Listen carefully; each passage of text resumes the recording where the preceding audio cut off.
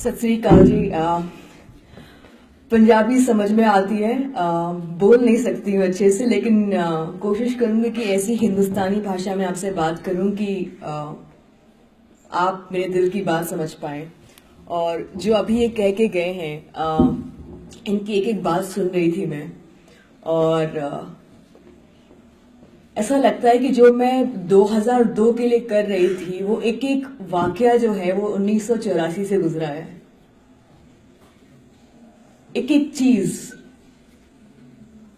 और यही मुझे लगता है इसी वजह से आज कोई भी पॉलिटिशियन जो इसका जिम्मेदार है, भले ही वो कांग्रेस का हो, भले ही वो राजीव गांधी हो या बीजेपी के हो, वो आज तक हमारे ऊपर बैठे हैं, हम पर राज कर रहे हैं।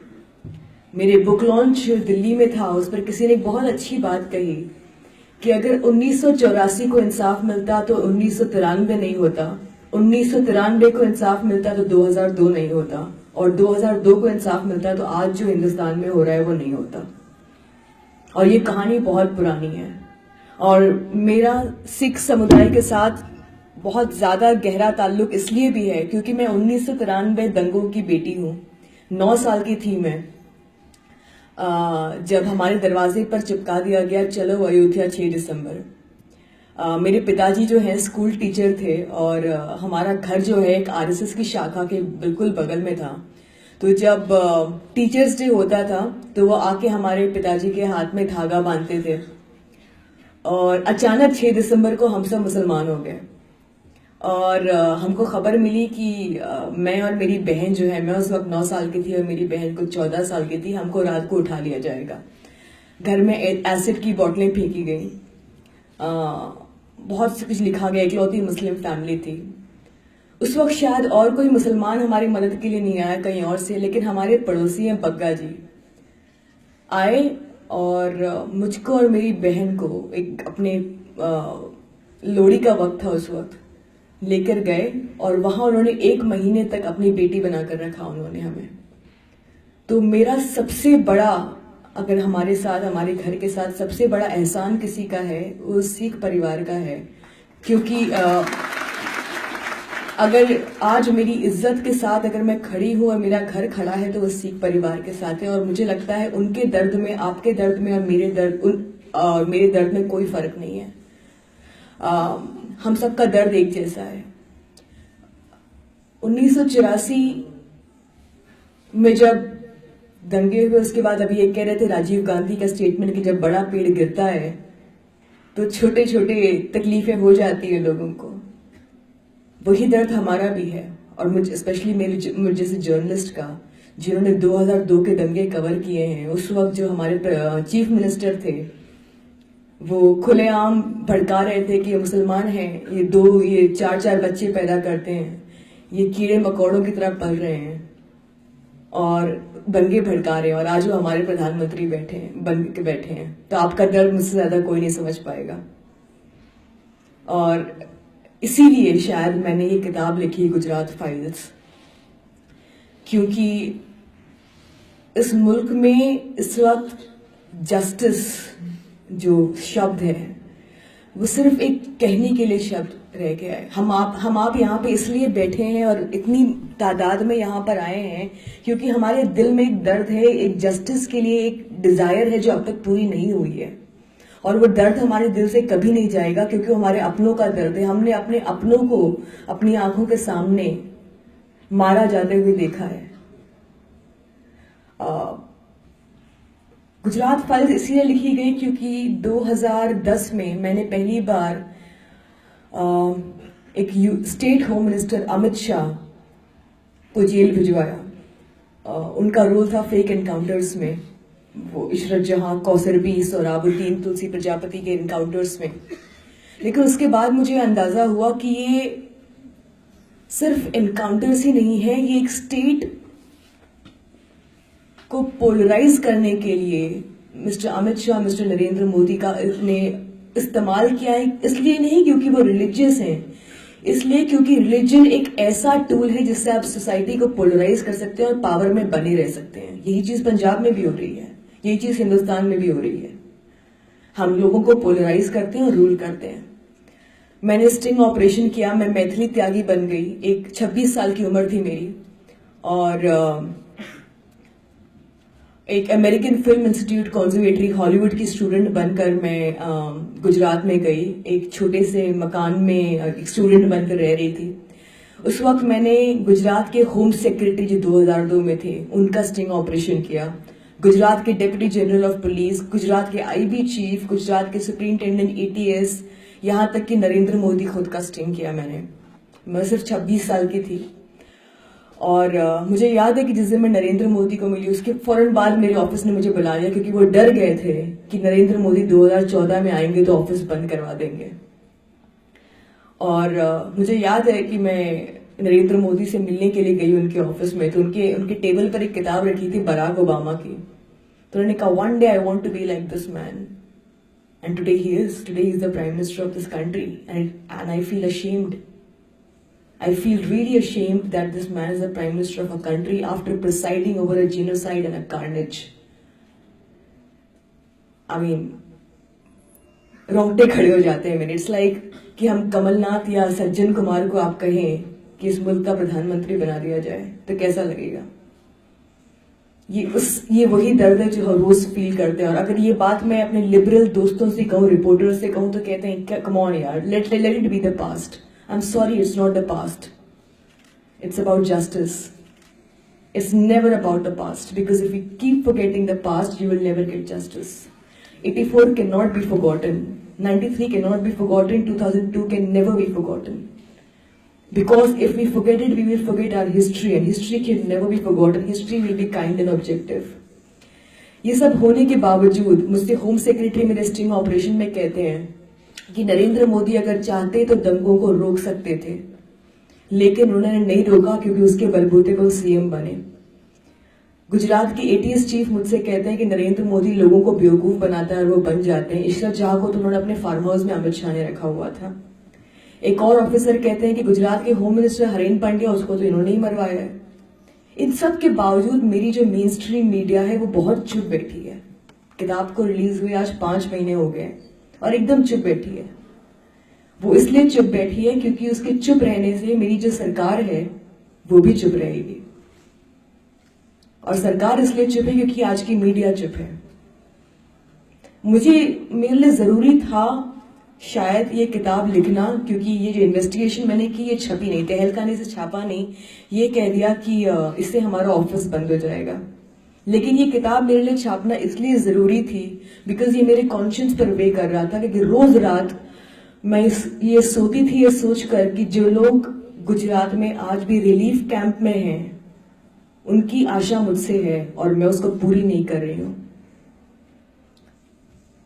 1994, 93, 2002 हर बार जब इलेक्शन आता है उठा लिया जाता है, और हर बार आप और हम जानते हैं कि क्या होता है। आज पंजाब में भी इलेक्शन का वक्त है, 1984 के दंगे उठाए जाएंगे, और उसके बाद क्या होगा ये भी आप जानते हैं, क्योंकि हम सब जानते हैं कि कोई मेन स्ट्रीम पॉलिटिकल पार्टी इस वक्त ना आपको ना मुझको जस्टिस देने के हक में है। इस मुल्क में मनमोहन सिंह को प्राइम मिनिस्टर बना देंगे, कह देंगे देखो हमने एक सिख को प्राइम मिनिस्टर बना दिया, आप खुश रहो। ये पॉलिटिक्स है इस कंट्री की, ये पॉलिटिक्स है राइट की। जैसे कुछ मुसलमानों को आज की गवर्नमेंट ने बिठा दिया, कह दिया देखो ये स्पोक्स पर्सन है, आप खुश रहो, देखो हम तुमको साथ में लेके चल रहे हैं। The politics behind the politics of riots is most scary, and उसकी जो रिपोर्टाज होती है उसके बारे में अगर मैं आपको बताऊं तो जब मैंने अमित शाह को जेल भिजवाया उसके बाद एक पूरा सिनिस्टर कैंपेन शुरू हो गया सोशल मीडिया पे, ट्विटर पे, फेसबुक बहुत बड़ा ऑडियंस होता है। वो हैशटैग चलने लगा राना अयूब सीडी, आगे कुछ नहीं लिखा गया, राना अयूब सीडी। अब औरत है, रिपोर्टिंग कर रही हैं, राना अयूब सीडी, मतलब बाकी आप अपने दिमाग से इस्तेमाल कीजिए कि इसका मतलब क्या होगा। This is character assassination and they did as much as possible. मुझे डेथ थ्रेट्स आए हैं। मैं अब तक 2010 से 2011 के बीच में मैंने 45 सिम कार्ड चेंज किए हैं, बिकॉज हर रोज मेरे फोन कॉल टैप होते थे। एक आईबी ऑफिशियल ने रिसेंटली मुझसे कहा यार अपने अकाउंट में थोड़े पैसे डाल लो। मैंने कहा क्यों सर? पता है बड़े देखा हमने कि तुम्हारे अकाउंट चेक कर रहे थे तो पता चला 2 होम लोन और कुछ और लेकर रखा। मैंने कहा सर अगर सरकार इतना सब कुछ चेक करी तो पे भी कर दे मेरा लोन। तो ये है सर्विलेंस आज के ज़माने में उन लोगों पर जो जस्टिस चाहते हैं आपके लिए और मेरे लिए, और हम अकेले नहीं हैं। मुझे एक्चुअली समझ में नहीं आता है कि मैं काफ़ी दिनों से इस किताब को लेकर, गुजरात फाइल्स जो मेरी किताब है, इसको लेकर काफ़ी दिनों से घूम रही हूँ, हर जगह हर शहर में घूम रही हूँ, क्योंकि आज जब मैं खड़ी हूँ यहाँ पर, ये किताब का पंजाबी एडिशन आ चुका है और कल ही मैंने इसका उर्दू एडिशन दिल्ली में लॉन्च किया। इसका मकसद सिर्फ एक है कि आप इसको पढ़ें और ये समझें कि हम इस पूरी लड़ाई में हम सब साथ हैं। ये आपकी अकेली की और मेरी अकेली की लड़ाई नहीं है। जब आप इस किताब के पन्नों को पढ़ेंगे तो आपको लगेगा ये तो हमारे साथ भी हुआ है। इसी मिनिस्टर ने तो हमारे दंगे भड़काने के लिए हमारे साथ भी यही कहा है। इसी पुलिस ऑफिसर ने तो इतने इनोसेंट लोगों को एक साथ मारा है। जब आप एक एक पन्ने पढ़ेंगे उसमें से आपको 1984 और 1993 का दर्द नजर आएगा। और इसीलिए ये किताब और इसीलिए जर्नलिज्म जरूरी है। आज जब मैं ये किताब लिख रही हूँ, मुझे या मैं जा रही हूँ, मैं अभी कतर से लौटी हूँ, मैं दोहा में लैंड किया मैंने, और इंडियन एम्बेसी ने मेरा इवेंट कैंसिल कर दिया। इंडियन एम्बेसी को एक छोटी सी जर्नलिस्ट से बहुत डर लग गया, क्योंकि उसको लगा, इंडियन एम्बेसी को लगा कि शायद मैं दोहा में और दुबई में हिंदुस्तान का नाम खराब करूंगी। हिंदुस्तान का नाम तो खराब हिंदुस्तान के हुक्मरानों ने किया है। हिंदुस्तान का खराब उन लोगों ने किया है जिन्होंने चलती सड़क पर लोगों को बेरहमी से मारा है। ये अभी जूलियो रिबेरो की बात कर रहे थे कि जूलियो रिबेरो जब राजीव गांधी के किस्सा बयान कर रहे थे कि दोबारा ये मत कहना, जूलियो रिबेरो मेरी किताब के लॉन्च पर आए और उन्होंने कहा कि तुमने जो अभी किताब लिखी है, इसमें जो लिखा है, ये सब तो मैं पहले से जानता हूं, क्योंकि ये सब तो हर राइट में ऐसे ही होता है। एक चीफ मिनिस्टर जो है खुली छूट दे देता है कि ये करो, क्योंकि इसके बाद मैं जो हूं एक बड़ा लीडर बन के बाहर आऊंगा। यही चीज 84 के दंगों में हो गई, छूट दे दी गई कि इंदिरा गांधी का असैसिनेशन हुआ है और ये काम सिखों ने किया है, तो उनका जिंदा रहना हमारे लिए खतरनाक है। यही चीज आप फिर मुड़ के गुजरात में देखिए, नरेंद्र मोदी के ऊपर जिहादियों का अटैक है, इसलिए उनको मारना जरूरी है। बिल्कुल फर्क नहीं है, कोई फर्क नहीं है। और सिर्फ फर्क ये है कि जिस कांग्रेस ने उस वक्त सिखों को मारा था वो भी आज पावर में है, और जिस बीजेपी ने 2002 में दंगे किए थे वो भी आज पावर में है। और हम जैसे लोग यहाँ बैठ के स्पीच सुन रहे हैं मेरी, अनफॉर्चुनेटली, और हम सबकी, हम यही बातें करेंगे। हम फिर किसी फंक्शन में जाएंगे, फिर वही बातें सुनेंगे, फिर उन्हीं लोगों को इलेक्ट करेंगे और ये कहानी चलती जाएगी। क्योंकि कहीं ना कहीं हमने अंदर से सोचना बंद कर दिया, हमने अपने जमीर को झिझोड़ना बंद कर दिया। क्योंकि हम थोड़ा एक एज ए कॉम, एज एन इंडियन कम्युनिटी हम बिखर गए हैं और मरे हुए कॉन्शियंस के लोग हैं। हम स्पीच में आते हैं और तालियां बजाते हैं और अपने घर चले जाते हैं। माफ कीजिएगा मेरी जुबान से, लेकिन ये भी मेरा दर्द है, आपका और मेरा मुश्तरका दर्द जो इस वक्त बोल रहा है। क्योंकि ये वक्त, ये आप लोग जो खड़े हैं, ये अगर आप स्पीच सुनकर अपने घर चले जाएंगे और अपनी रूटीन जिंदगी में दोबारा चले जाएंगे, तो इनकी, मेरी स्पीच का और इनकी स्पीच का, और जो यहाँ दिग्गज बैठे हैं, इनकी स्पीच का कोई फर्क नहीं पड़ेगा। आपके पास हथियार है, आपके पास सोशल मीडिया, आपके पास पेन का हथियार है। जस्टिस को और हिस्ट्री को हम नहीं भुला सकते, तो कोशिश कीजिए कि अपनी आवाज उठाएं। कोशिश कीजिए कि रोज इस बारे में कुछ लिखा जाए। कोशिश कीजिए कि आज जो इतने लोग यहाँ बैठे हुए हैं उनकी आवाज हमारे दिल्ली तक पहुंचे और उनको एहसास हो कि हमारे साथ कितनी ज्यादती हुई है। और जब तक ये हम एहसास नहीं दिलाएंगे, ये पावर में फिर आ जाएंगे और फिर हमारे साथ वही करेंगे, और फिर कोई दंगा होगा, भले ही पंजाब में या दिल्ली में या बंबई में, जहां पर सिख, मुस्लिम, क्रिश्चियन मारे जाएंगे फिर, क्योंकि हम जिंदा नहीं है। तो मेरी आपसे यही गुजारिश है, मेरी किताब है यहाँ पर, मैं खुद हूं यहाँ पर, यहाँ पे लोग हैं, थोड़ा सा अपने जमीर को जगाइए और थोड़ा सा जो आप, और ये सोचिए कि इस इंसाफ की लड़ाई में आप अकेले नहीं हैं। ये सिख की लड़ाई नहीं है, ये हिंदू की लड़ाई नहीं है, पंजाबी की लड़ाई नहीं है, ये क्रिश्चियन की लड़ाई नहीं है, ये जस्टिस की लड़ाई है। ये उस इनोसेंट खून की लड़ाई है जो बहा है।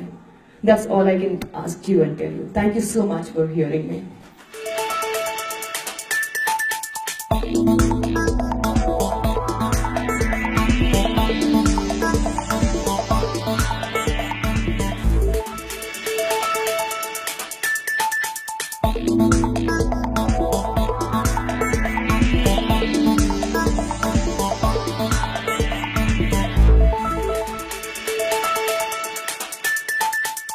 है।